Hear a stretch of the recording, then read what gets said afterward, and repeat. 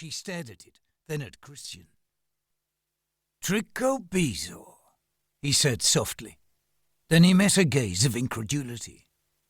"Hair," he explained.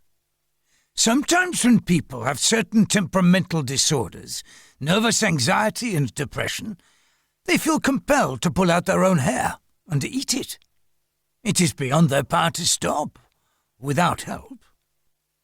Hester stared at the stiff, repellent mass lying in the dish and felt her own throat contract and her stomach gag at the thought of such a thing inside anyone. "Swab," Kristian directed. "Needle." "Oh." She moved to obey just as the door opened and Calandra came in, closing it softly behind her.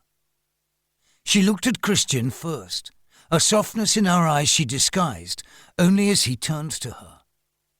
He gestured to the dish and smiled.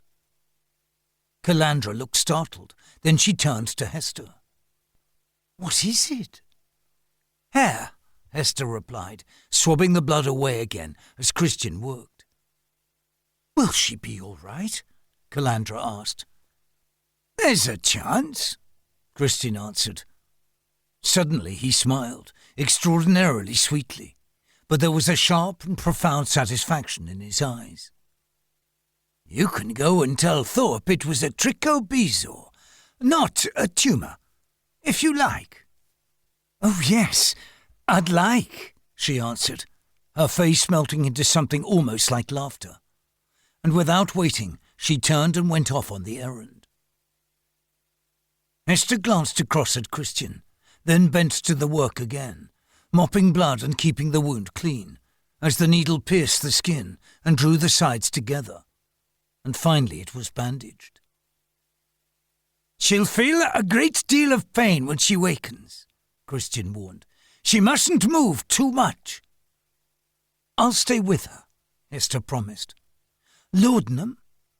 "Yes, but only for the first day," he warned. "I'll be here if you need me. Are you going to stay? You've watched her all through, haven't you?" "Yes." Hester was not a nurse at the hospital. She came on a voluntary basis, like Calandra, who was a military surgeon's widow, a generation older than Hester, but they had been the closest of friends now for 5 years. Hester was probably the only one who knew how deeply Calandra loved Kristian, and that only this week she had finally declined an offer of marriage from a dear friend, because she could not settle for honourable companionship and close forever the door on dreams of immeasurably more. But they were only dreams. Kristian was married, and that ended all possibility of anything more than the loyalty and the passion for healing and justice that held them now, and perhaps the shared laughter now and then, the small victories and the understanding. Hester recently married herself, and knowing the depth and the sweep of love, ached for Calandra, that she sacrificed so much. And yet loving her husband as she did, for all his faults and vulnerabilities, Hester too would rather have been alone than accept anyone else.